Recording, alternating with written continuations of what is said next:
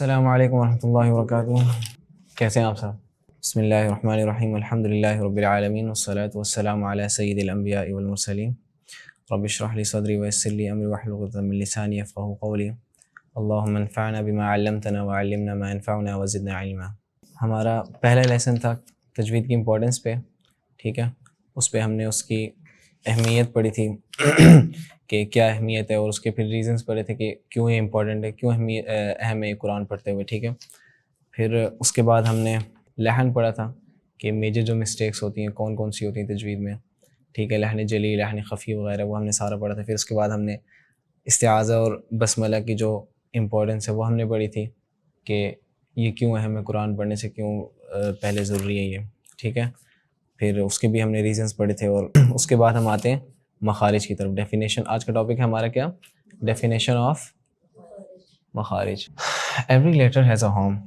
اب دیکھو ہم ہر جیسے ہم سب کا ایک گھر ہے نا، ایسے ہی قرآن کے حروف کو ادا کرتے ہوئے ان کا بھی جو ہے وہ ایک جگہ ہوتی ہے، ان کا بھی ایک گھر ہوتا ہے قرآن کے حروف کو ادا کرتے ہوئے. اور وہ گھر کیا ہوتی ہے؟ جہاں سے وہ نکلتے ہیں، وہ حروف ادا ہوتے ہیں جہاں سے. ٹھیک ہے، دیٹ مین مخرج the place where a letter sound comes from. ٹھیک ہے، یعنی وہ جگہ جہاں سے حروف کی آواز نکلتی ہے، وہ جگہ جہاں سے حروف کی آواز نکلتی ہے. جیسے عین کہاں سے ادا ہوا؟ گلے سے. گلے کا کون سا حصہ؟ عین، ح، غین، خا اور حمزہ ہا، یہ کون سے حروف ہیں؟ حروف حلقی ہے نا. تو یہ کہاں سے ادا ہوتے ہیں؟ حلق سے، یعنی گلے سے، گلے کے بالکل درمیانی حصے، وسط حلق جسے بولتے ہیں. ٹھیک ہے، عین ح. اچھا، اس کے بعد ہم اس کی امپورٹنس پہ آتے ہیں کہ یہ کیوں ضروری ہیں. ٹھیک ہے، وائی امپورٹنٹ. اس کا سب سے بڑا جو مین ریزن ہے نا، ہم نے پہلے بھی پڑھا تھا کہ تجوید پوری جو ہے نا، جتنے بھی ہم نے لیسنس پڑھے تھے نا، ساروں کی کنیکٹیوٹی آپس میں جو ہے نا وہ ہے، ساتھ ساتھ ہے. لحن کی بھی جو ہے نا اس کے ساتھ وہ ہے، اس کے ساتھ جو ہے نا کنیکٹر لحن بھی. پھر اس کے بعد جو ہم نے اس سے پیچھے پڑھا تجوید کی امپورٹنس، وہ بھی اس میں ہی آ جاتی ہے. ہر چیز اسی میں ہی آ جاتی ہے. کیوں؟ اب دیکھو وائی امپورٹنٹ. پہلے ریزن کیا ہے؟ سب سے مین جو ہے وہ کیا ہے؟ Correct pronunciation. ٹھیک ہے، جب آپ اس کو صحیح طرح پروناؤنس کریں گے، جب صحیح طرح اس کو ورڈ کو اسی کی جگہ سے نکالیں گے جہاں سے وہ نکلتا ہے، ٹھیک ہے، تو تبھی تو جا کے وہ ورڈ صحیح طرح نکلے گا، اور اسی ورڈ کا میننگ بھی وہی آئے گا جو ہم نے لحن میں بات کی تھی. ٹھیک ہے، اب مثال کے طور پر دیکھو، ہم پڑھتے ہیں عین. اس عین کو اگر میں پڑھتا ہوں عین حمزہ کے ساتھ، ٹھیک ہے، اگر مثال کے طور پر اسی عین کو میں حمزہ کے ساتھ پڑھتا ہوں، جیسے ہم نے پہلے لیٹر میں کیا کہا تھا کہ میں نے مثال دی تھی نا علیم اور علیم کی. ٹھیک ہے نا، علیم مینز سخت دردناک عذاب، عذاب علیم دردناک عذاب. لیکن اسی کو اگر میں علیم کر دوں تو علیم تو اللہ کی ایک صفت ہے، اللہ کا نام ہے. کیا مطلب ہے اس کا؟ جاننے والا. ٹھیک ہے، تو علیم اور علیم کتنا زیادہ ڈفرینس ہوا. اگر ہم اسی عین کو حمزہ کر کے پڑھتے ہیں، جیسے علیم، لوگ ہوتے ہیں نا تلفظ کے ساتھ نہیں پڑھتے تو اس مخرج کو غلط جگہ سے نکالتے ہیں، عین کو سینے سے نکالتے ہیں. ٹھیک ہے، تو وہ جب حمزہ بن جائے گا، کیونکہ حمزہ سینے سے نکلتا ہے نا، گلے کا وہ حصہ جو ہمارے سینے کے ساتھ جڑا ہوا ہے، ادھر سے حمزہ اور ہا ادا ہوتے ہیں.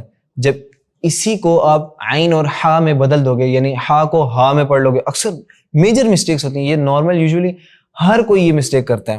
ٹھیک ہے، جیسے الحمدللہ رب العالمین. ٹھیک ہے، یعنی نارمل لوگوں کو آپ دیکھو گے نا، وہ ہا کو پراپر طریقے سے ادا نہیں کریں گے، جہاں سے اس کے نکلنے کی جگہ ہے وہاں سے اس کو ادا نہیں کریں گے، بلکہ ہا کو وہ کیا کریں گے؟ سینے سے ادا کریں گے، جیسے ہا. ٹھیک ہے نا. اسی طرح دوسرا اس کو جو ریزن ہے بیوٹیفل ریسٹیشن. ٹھیک ہے، کیا ہے یہ؟ بیوٹیفل ریسٹیشن یعنی صحیح مخرج سے آواز کلیئر اور صاف، بالکل واضح، اچھی لگتی ہے. ٹھیک ہے، اب مثال کے طور پر دیکھو، میں اسی طرح ہی ایک تلاوت کرتا ہوں. جیسے میں ایک مخرج کے ساتھ جو جہاں سے وہ ادا ہوتے ہیں نا، مطلب جہاں سے وہ نکلتے ہیں مخرج، ایک ان کے ساتھ پڑھوں گا، اور ایک رولز کو مطلب مخرج کو بنا اپلائی کیے جہاں سے وہ نکلتے ہیں اس جگہ سے نہیں کہیں اور سے نکالوں گا. مثال کے طور پر عین جو ہے وہ گلے سے نکلتا ہے، لیکن میں جو ہے نا اس کو سینے سے نکالوں گا، تو پھر اس کی آواز کیسے بدلتی ہے آپ لوگوں نے دیکھنا ہے. وَأَعْتَدْنَا لِلظَّالِمِينَ عَذَابًا أَلِيمًا، ہے نا. تو اسی طرح لیکن ابھی اگر اسی طرح میں ایک اور مثال دیتا ہوں، جب میں اس کو بالکل بیوٹیفل ریسیشن جو ہم نے دوسرا ریزن پڑھا، اسی میں اگر میں کہتا ہوں کہ وَأَعْتَدْنَا لِلظَّالِمِينَ عَذَابًا أَلِيمًا، کتنا زیادہ ڈفرینس آیا. ٹھیک ہے، تو یہاں پہ ساری بیوٹی کس میں تھی؟ مخارج میں تھی. میں نے صرف ان مخرج کو، آواز وہی رکھی، سب کچھ وہی رکھا، لیکن صرف مخرج کو میں نے چینج کیا، تو وہاں سے کیا ہو گیا؟ پوری ریسیشن جو ہے وہ خراب ہو گئی. ایسے ہی تھا نا، آواز کی جو قرآن پڑھنے کی جو ساری بیوٹی وہ کس میں چلی گئی؟ مخرج کو خراب ہونے میں، پھر وہ ختم ہو گئی. ٹھیک ہے، لیکن جب اسی کو میں نے وَأَعْتَدْنَا صحیح طرح مخرج کر کے مخرج کو ادا کرتے ہوئے پڑھا، تو پھر وہ کیا ہو گیا؟ بالکل الحمدللہ صحیح ہو گیا. اس کے بعد اس کی ایگزامپلس پہ آتے ہیں. سین اور صاد، سین اور صاد. اب سین کیا ہے؟ تھوڑا سا اس کا ایس مینز لائٹ ہے. ٹھیک ہے، سین یعنی باریک ہے، اور صاد ہیوی لیٹرز یعنی خص وضغط تنقیص حروف تفخیم میں سے، جس کا ہم آگے پڑھیں گے انشاءاللہ. ان میں سے یہ کیا ہے؟ صاد ہیوی لیٹرز میں سے ہے، تو یہ کیا ہوگا؟ موٹا پڑھیں گے اس کو. ٹھیک ہے، جیسے صاد اور سین. آپ سین کو سوین نہیں پڑھ سکتے. ٹھیک ہے، پھر کیا ہو جائے گا؟ یہ ہیوی ہو جائے گا، اور پورا جو ورڈ ہے وہ بھی چینج ہو کے کس میں آ جائے گا؟ صاد میں آ جائے گا، اور اوپر سے غلط بھی ہو جائے گا، کیونکہ اب وہ صاد ہوتا ہے، سوین تو نہیں ہوتا نا. ٹھیک ہے، اسی طرح ایک اور مثال ہے زا اور ذال کی. دونوں میں بہت زیادہ فرق ہے. اب دیکھو، زا کو اگر ہم پراپر طریقے سے نکالیں گے تو یہ کیا ہے؟ فرسٹ آف آل تو یہ ہارڈ ورڈ ہے، مطلب سختی کے ساتھ اس کو ادا کرنا ہے. حروف صفیریہ میں سے، یعنی سیٹی والے جو حروف نہیں ہوتے، سین، صاد اور زا، یہ وہ حروف ہوتے ہیں جن سے ہلکی سی جو ہے نا سیٹی نکلتی ہے. اب زا تھوڑی سختی کے ساتھ ہارڈ ہے، اور اسی طرح بالکل سافٹ، اسی کے بالکل اپوزٹ، بالکل نرم، ذال. زبان کی نوک کو ثنائے علیہ اور ثنائے سفلیٰ دونوں کے درمیان نکالنا ہے، باہر نکالنا ہے. ٹھیک ہے، درمیان رکھ کے تھوڑا سا باہر نکالنا ہے. تو پھر کیا ادا ہوگا اس سے؟ ذال، ذال. تو ایک کیا تھا؟ ہارڈ، اور ایک کیا تھا؟ سافٹ. تو یہاں پہ دیکھا ہے یہ کس طرح امپورٹنٹ ہے کہ مخرج کو، اس کو صحیح طریقے سے جب آپ نکالو گے تو تب وہ جا کے صحیح طریقے سے ادا ہوگا. اس کی جگہ سے نکالو گے تب وہ جا کے ادا ہوگا. اگر آپ ذال کو ہی آپ زال پڑھتے ہو تو کیا وہ صحیح طرح ادا ہوگا؟ نہیں. اور دوسرا اسے کیا افیکٹ پڑے گا؟ جو ہم نے لحن میں پڑھا تھا کہ میننگ پورا چینج ہو جائے گا. یہاں سے پتہ چلتا ہے کہ پورا تجوید کا جو تعلق ہے وہ ان سب چیزوں سے ہے. ٹھیک ہے، یہ سب چیزیں، یہ نہیں کہ اگر آپ نے لحن چھوڑ دیا تو آپ مخرج صحیح طرح ادا کر لو گے، نہیں. لحن مینز آپ نے مخرج ہی خراب کر دیا پورا. ٹھیک ہے، اس کے بعد اچھا سین صاد اور کوئی آپ لوگ ایگزامپلز ہو؟ ہا اور ہا. ہا کہاں سے ادا ہوتا ہے؟ گلے کے بالکل درمیان سے. ٹھیک ہے، وسط حلق سے. اور ہا گلے کا وہ حصہ جو ہمارے سینے سے جڑا ہوا ہے. ٹھیک ہے، تو وہاں سے کیا ادا ہوگا؟ ہا، ہا. ٹھیک ہے، اسی لیے جب ہم نارمل سانس بھی جب لیتے ہیں نا، اس میں ہا کی آواز نکلتی ہے.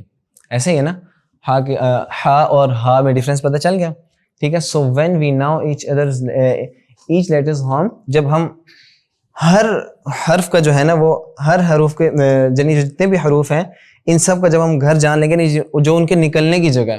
ٹھیک ہے نا، ہم سب کا جیسے گھر ہوتا ہے نا، ایسے ہی کیا ہوتا ہے؟ حروف کا بھی کیا ہوتا ہے؟